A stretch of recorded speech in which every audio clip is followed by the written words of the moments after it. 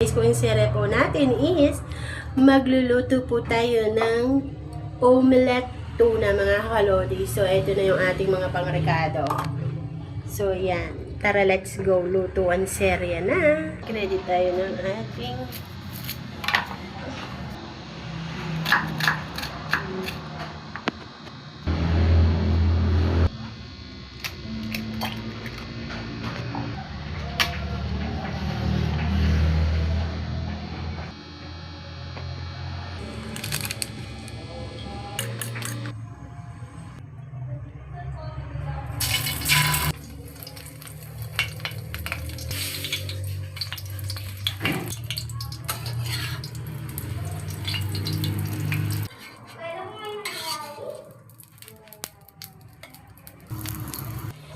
ito na ang ating finished product.